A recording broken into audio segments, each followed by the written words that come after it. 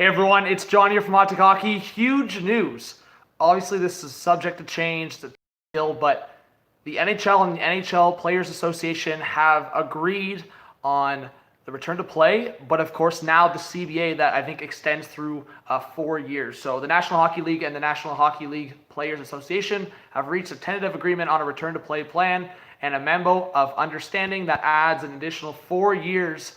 4 years to the term of the current collective bargaining agreement. So transition rules and a new critical dates calendar. So we talked about July 13th, training camp, July 26th, clubs travel to the hub cities, Toronto and Edmonton, and the start of the qualifying round, which is August 1st. So the play-in rounds would start August 1st.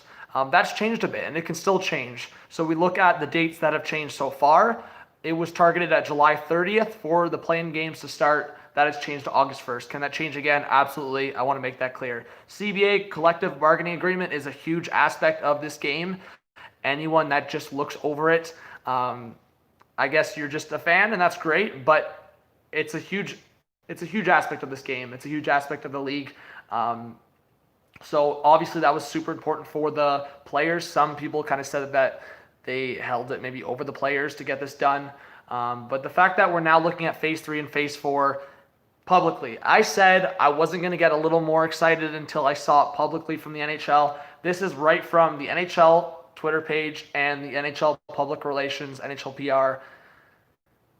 And now we're getting more of an official date on training camps, resumption of competition, and CBA for the next 4 years.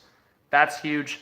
Thank you so much, guys. I'm just going to make this into a video somewhat, so I really appreciate it. So anyone that was worried about a lockout, obviously we got basic, I wouldn't say confirmation, but there was rumors of it. So positive vibes, big shout out. Thank you so much for the dono. So I'm going to go more over it and go over some tweets here. I'm going to leave this on the channel for anyone watching. If you're a new subscriber, welcome.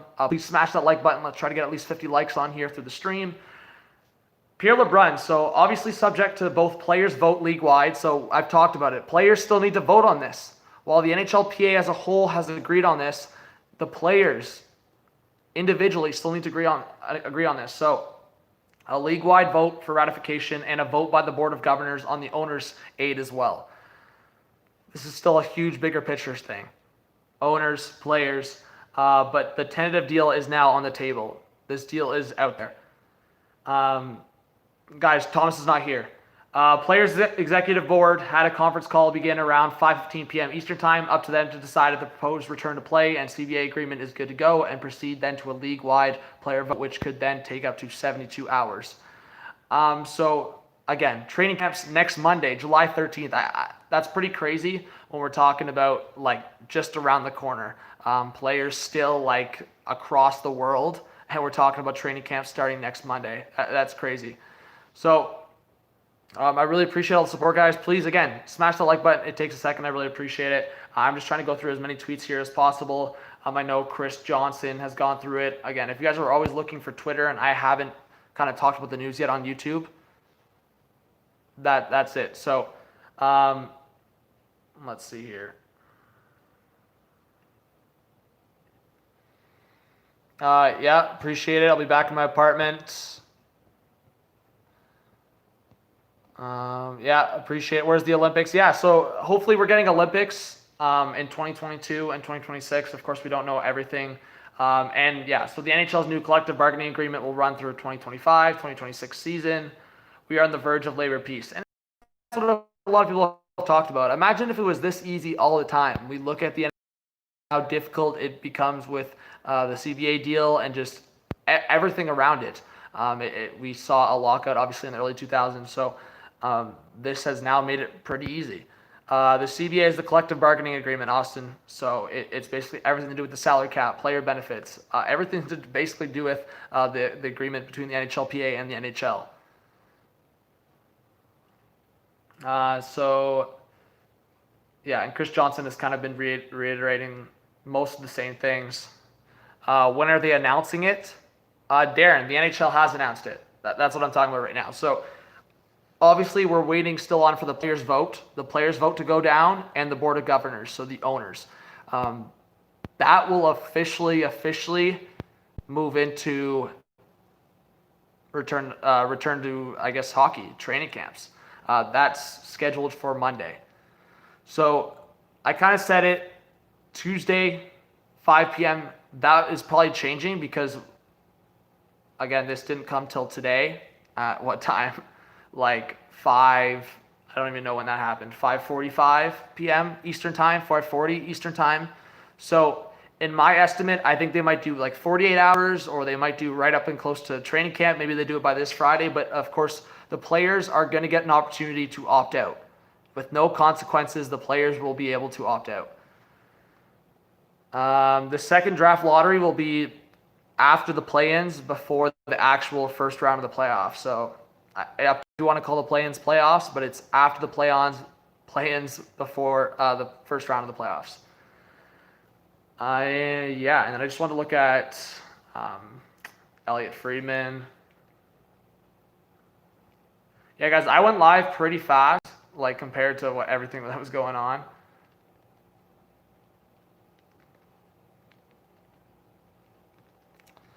One of my jersey reveals tonight. Tonight will be my jersey reveals. I'll be live later tonight. So if you guys have any more questions, this year they should be called the play-ins and then the play-outs. Well, there you go. Let's see.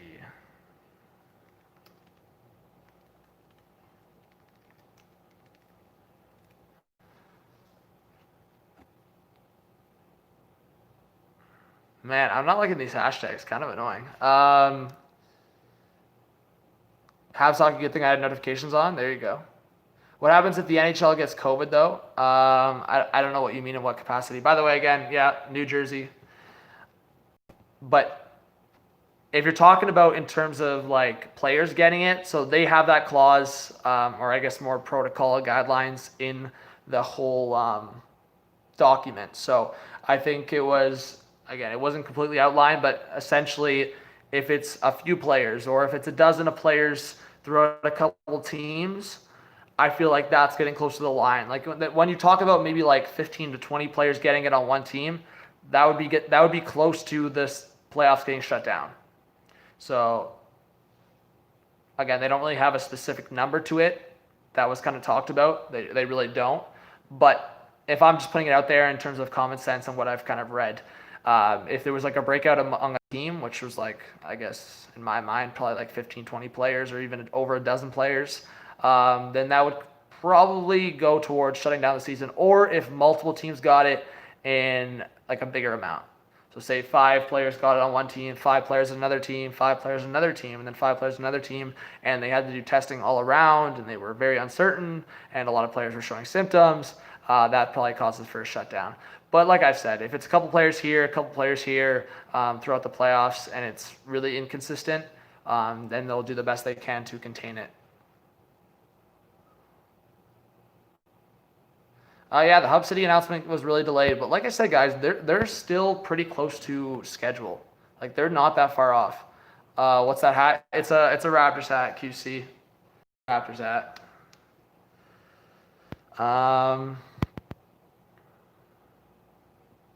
Here's the thing, and I talked about it with the Tampa breakout and kind of stuff like that. It's expected. It was in Florida, right? Anyways, big shout out to everyone. Sorry that I'm not getting to people and shutting out everyone. I'll do that in tonight's later stream. I just want to leave this video up. I'm just going to end stream here in a second. But I just wanted to go through a few more tweets. Yeah, a lot of people are saying like peacetime for like the NHL because it's become a lot, I guess, on the surface, simple to get the CBA done in these times.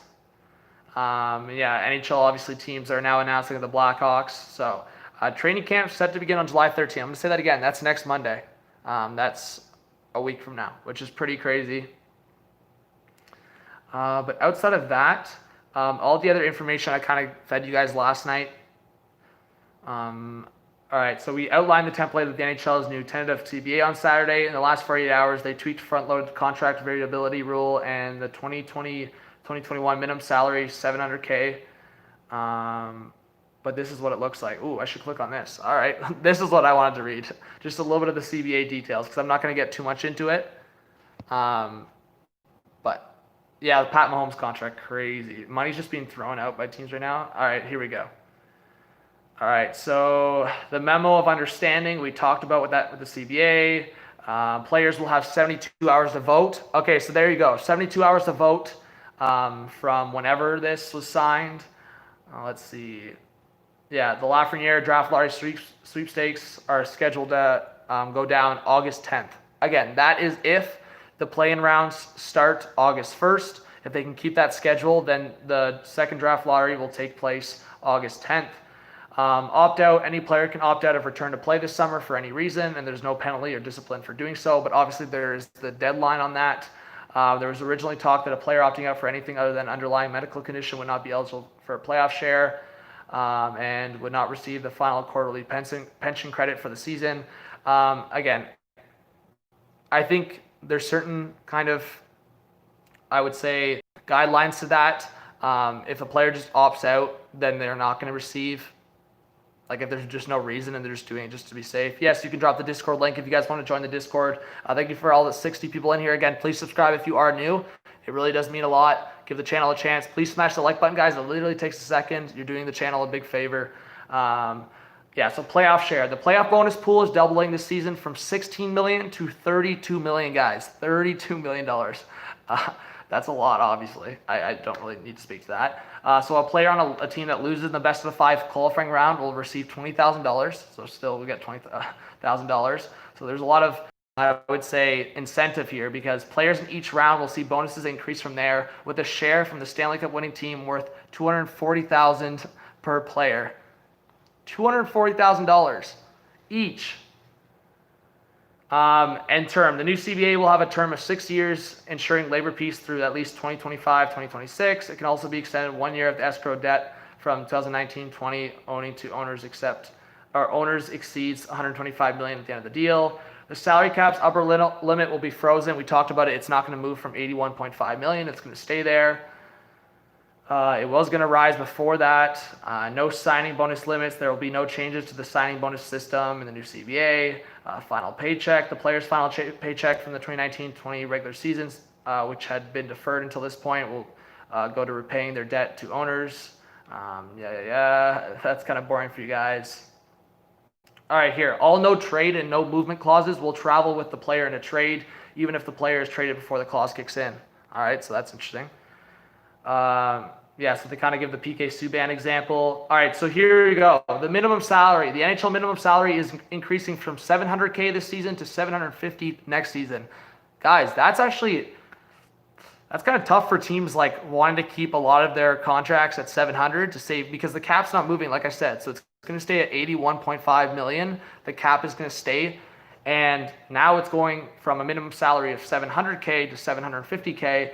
And I believe here it says, 2024, 2025, it'll move up from 775 and then 800 after that. So, but yeah, minimum salary $50K, that will make a difference for people. But outside of that, nothing huge.